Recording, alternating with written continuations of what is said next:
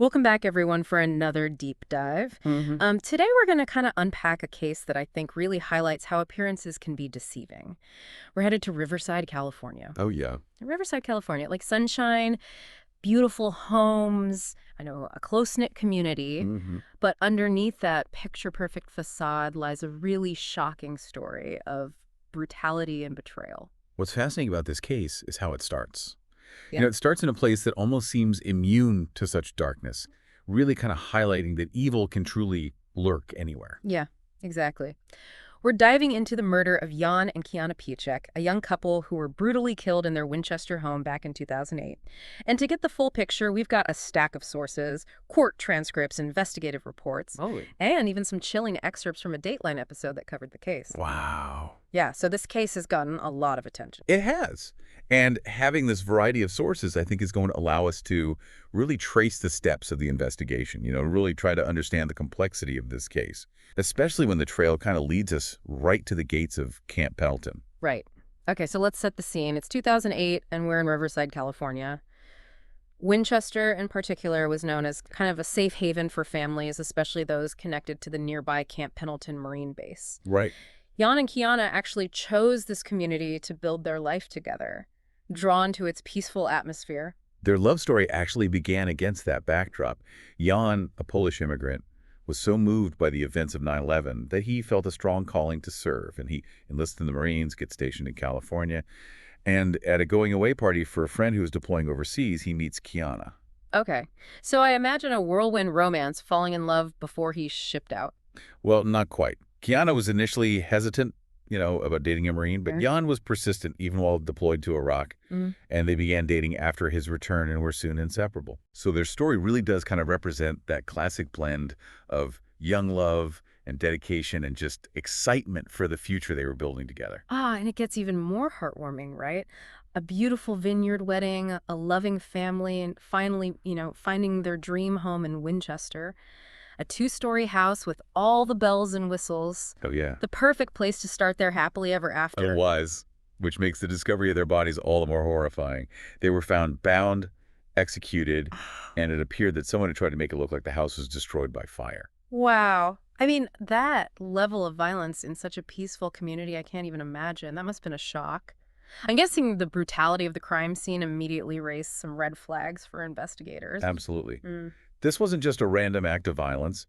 The details suggested something far more sinister. The house was ransacked, and racial slurs were spray-painted on the walls, leading investigators to initially suspect a possible robbery and a hate crime, especially given that Jan and Kiana were an interracial couple. Given the social climate at the time, a hate crime would seem plausible. But what led investigators to eventually rule that out? Well, they discovered some inconsistencies that didn't fit the profile of a typical hate crime. Okay. For one, there hadn't been any similar incidents in the area, and secondly, the racial slurs seemed too deliberately placed, Oh, like staged? almost staged. Yeah. Yeah, and finally, the house wasn't just randomly tossed. It was searched methodically, as if the perpetrators were looking for something specific. Interesting. So if it wasn't a hate crime driven by rage, what was the motive? Did Jan and Kiana have any enemies? The Pek family couldn't think of anyone who would want to harm the couple. By all accounts, they were well-liked and respected, Yeah. and the investigation seemed to hit a dead end until a crucial piece of evidence surfaced. Kiana's ATM card had been used near Camp Pendleton shortly after the murders. Okay, now that's a major twist. Camp Pendleton, home to thousands of Marines, including Jan himself. This suddenly throws suspicion onto his fellow servicemen. Exactly. What initially seemed like a random act of violence was now pointing towards a military connection, Right. which added a whole new dimension to the investigation. Yeah, this is where things get really complex, right? We're no longer dealing with just a local crime.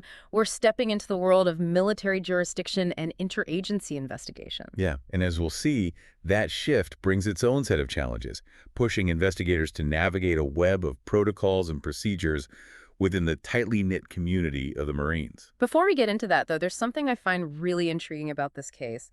It's that chilling detail from the Dateline episode about Tyrone Miller, Oh, yeah. the Marine who openly expressed dislike for Jan and was even overheard saying that he didn't care about Kiana's death. Right. I mean, that callous statement right from the start kind of sends chills down my spine. It really speaks volumes about Miller's character and hints at a darkness within him. It's a detail that might have seemed insignificant at the time, But as the investigation unfolds, it takes on a whole new level of meaning. This is why we deep dive right. To uncover those hidden layers and connect the seemingly insignificant dots that can reveal a much larger and often disturbing picture. So that discovery, Kiana's ATM card being used so close to Camp Pendleton, really changed everything. It shifted the focus, from a quiet suburban community to this massive military base. Yeah. A place with its own set of rules and this really unique culture. Right. I imagine it wasn't exactly easy for investigators to just waltz onto Camp Pendleton and start asking questions. What kind of hurdles did they face trying to work within that military environment? Yeah, it definitely wasn't a simple process. We're talking about a base that's practically a city unto itself with thousands of Marines. To even begin their work, investigators from the Riverside County Sheriff's Department actually had to team up with the Naval Criminal Investigative Service, NCIS, Yeah. the primary law enforcement agency for the Navy and Marine Corps. Gotcha. That sounds like a recipe for some jurisdictional headaches. Was there any tension between the local authorities and the military police? There were definitely some challenges. They had to get permission from the base commander and navigate this whole maze of military protocols. It wasn't just a case of showing up with a warrant and expecting full cooperation. Right. So how did they even begin to narrow down their list of suspects within this massive base? Did they have any leads beyond the ATM card? Well, they started by interviewing Marines in Jan's unit, trying to get a sense of his relationships with his fellow servicemen. And that's when they learned that while Jan was respected for his dedication to the Corps, he wasn't necessarily the most popular guy. Oh, so maybe someone held a grudge against him. In a high-pressure environment like the Marines, personality clashes can definitely escalate. Yeah, that's certainly a possibility. Several Marines mentioned that Jan had a strict leadership style and could be demanding, Right. which led to some friction within his unit. But one name in particular kept coming up: Tyrone Miller. This is the same Tyrone Miller who made that chilling comment about not caring about Kiana's death. Knowing what we know now, that statement becomes even more disturbing. It really suggests a level of detachment and disregard for human life that's truly unsettling. You're right. That comment, along with the reports that Miller had openly badmouthed Jan and complained about him blocking his promotion, put him right at the top of the suspect list. So they had a potential motive. But did they have any hard evidence linking Miller to the crime scene? It's interesting, how seemingly insignificant details can become crucial pieces of the puzzle. During his initial interview, Miller offered an alibi, but something about it struck investigators as odd. He went out of his way to mention that he was wearing his Air Force Ones that night, even though no one had asked about his clothing. Wait a minute. Didn't the investigators find footprints matching those shoes at the Pechek home? Exactly. They had already identified 3 distinct shoe prints at the crime scene: Nike Air Force Ones, Nike LeBron 4s, and Nike Cortez. So Miller's unprompted mention of his Air Force One seemed too specific, too deliberate.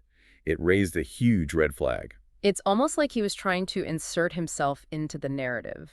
Maybe in a way he thought would make him seem innocent, but instead he accidentally gave investigators a key piece of information. It definitely strengthened their suspicions. They felt they had enough to request a search warrant for Miller's barracks, but that's where the complexities of military jurisdiction came into play again. So they couldn't just go in with a standard warrant like they would in a civilian investigation. No. They had to present their evidence to a military magistrate and get special permission to conduct a search on base. It was a delicate process, requiring a careful balance between respecting the rules of the military and pursuing a murder investigation.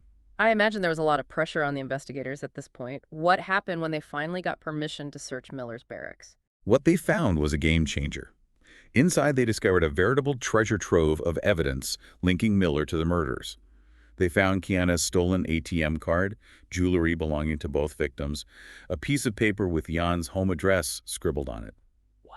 And perhaps most damning of all, a pair of mechanic's gloves that matched those seen in the ATM footage. It's almost like he was taunting them, leaving these breadcrumbs behind.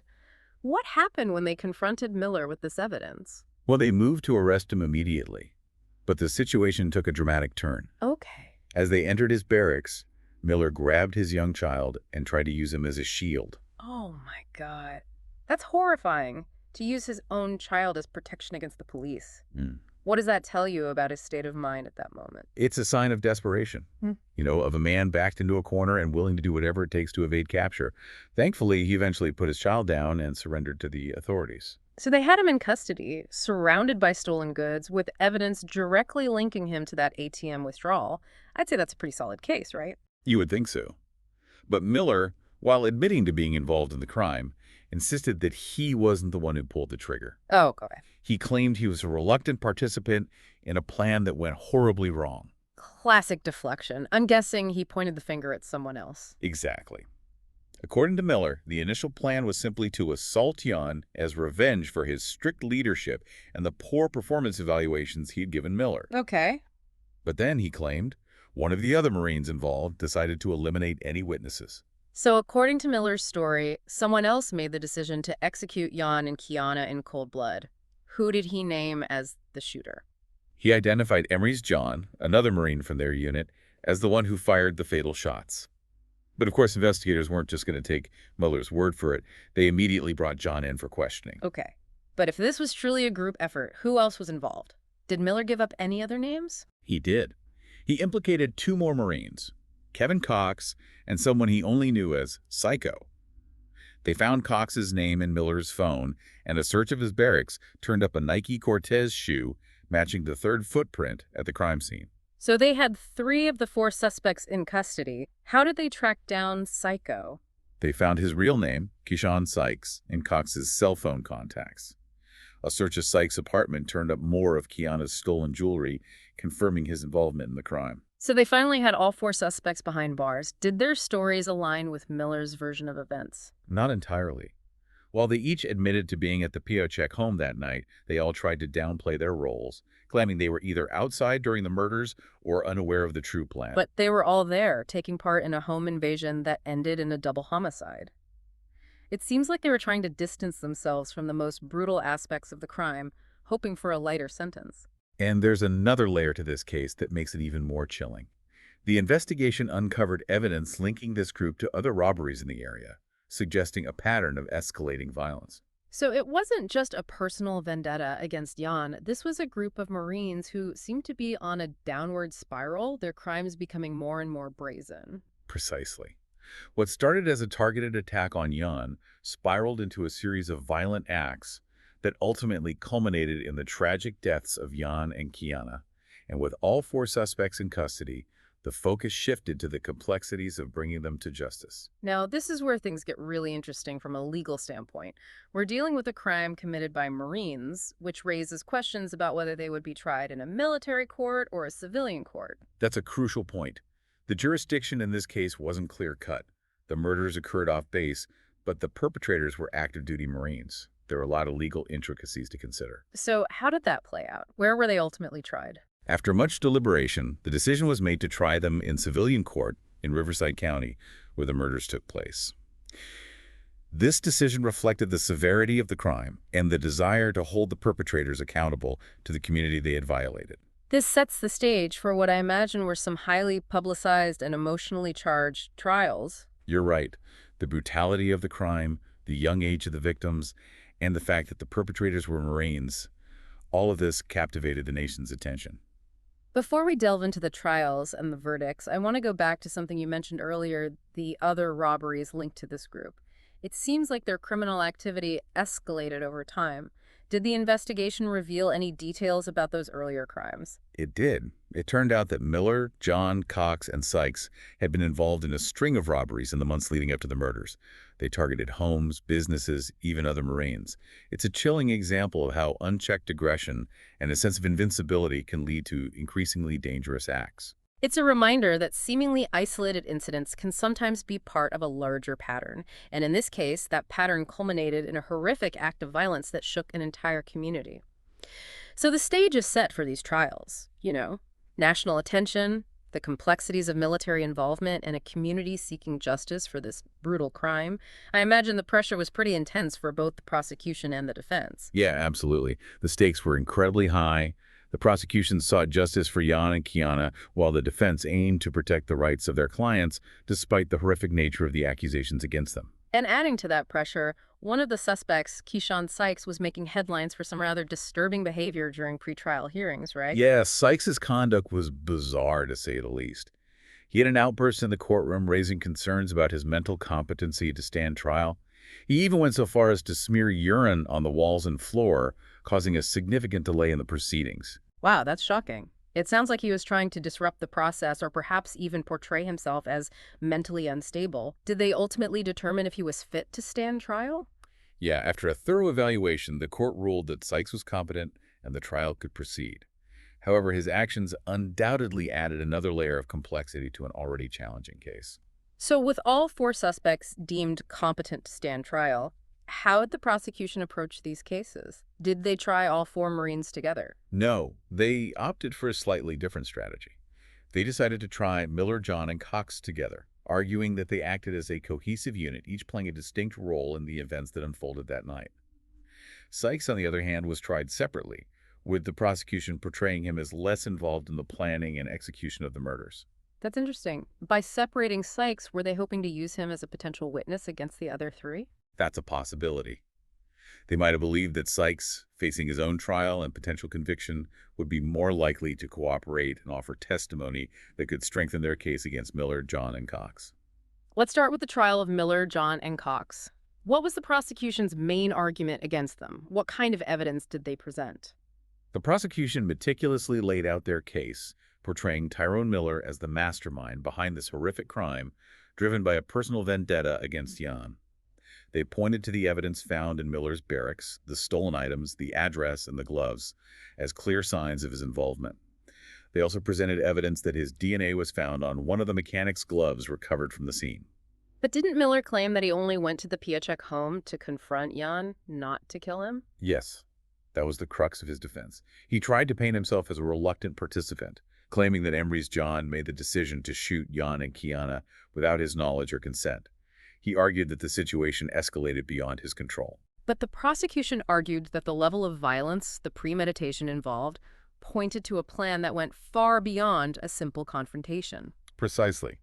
They presented a very compelling case, arguing that the evidence contradicted Miller's claims of being an unwilling participant.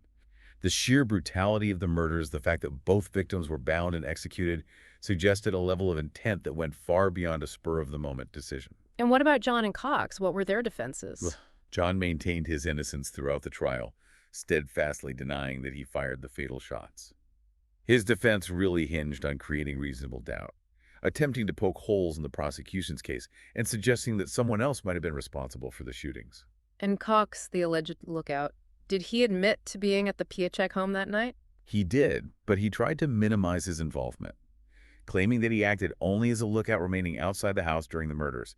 He argued that he was unaware of the true extent of the plan and that he never intended for anyone to be killed.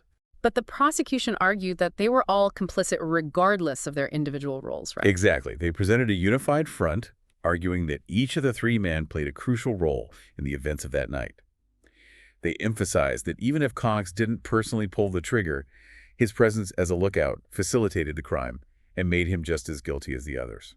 So after all the arguments, all the evidence presented, what were the verdicts? Well, after weeks of testimony and deliberation, the jury delivered their verdicts.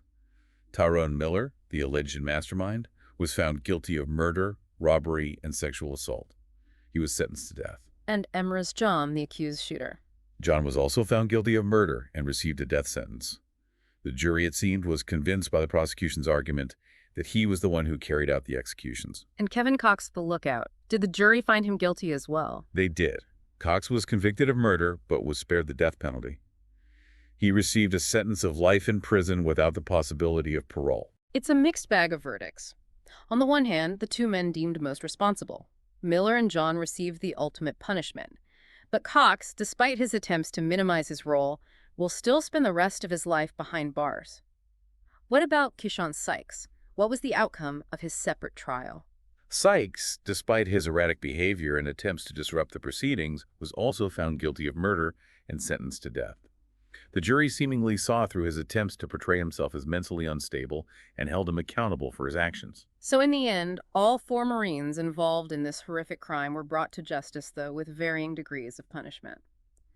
But as we often see in cases like this, justice doesn't always bring true closure. The families of Jan and Kiana were left to cope with the unimaginable loss of their loved ones, their lives forever altered by this senseless act of violence. The Dateline episode really captured the raw emotion of this case. especially in the interviews with the families. They spoke about the profound grief, the struggle to find meaning in such a senseless tragedy, and the constant pain of knowing that Jan and Kiana's future was stolen from them. It's a stark reminder that the impact of violent crime extends far beyond the immediate victims. It ripples outward, affecting families, friends, and entire communities. And in this case, the impact was felt even more widely given the military connection. It tarnished the reputation of the Marine Corps, leaving many questioning how such a brutal crime could occur within the ranks of those sworn to protect and serve. So, as we wrap up this deep dive, what are the key takeaways? What do we want our listener to consider? Well, this case highlights the importance of meticulous investigation, of following every lead, no matter how small, and carefully analyzing the evidence to separate truth from fabrication. The investigators faced numerous challenges, from navigating military jurisdiction to dealing with uncooperative suspects, but their persistence ultimately led to the apprehension and conviction of those responsible. It also reminds us that justice, while essential, doesn't always bring true healing. The scars of this crime will forever remain with those who loved Jan and Kiana. And finally, this case prompts us to consider the complexities of military justice and the unique challenges that arise when crimes are committed by those in uniform. It raises questions about accountability, jurisdiction, and the balance between maintaining order within the ranks and ensuring that justice is served for all. This deep dive has been a journey through a complex web of emotions. From the joy and hope of Jan and Kiana's love story to the horror and despair of their tragic end. It's a story that reminds us that even in the most idyllic settings, darkness can lurk, and that the choices we make can have profound and often devastating consequences. If this case has sparked your interest in the intricacies of true crime or the complexities of military justice, we encourage you to delve deeper into the story of Jan and Kiana Pek. There are numerous articles, documentaries, and legal analyses available online. And as always, we encourage you to remain curious, to question assumptions, and to never underestimate the power of even the smallest detail in uncovering the truth. Until next time, keep diving deep.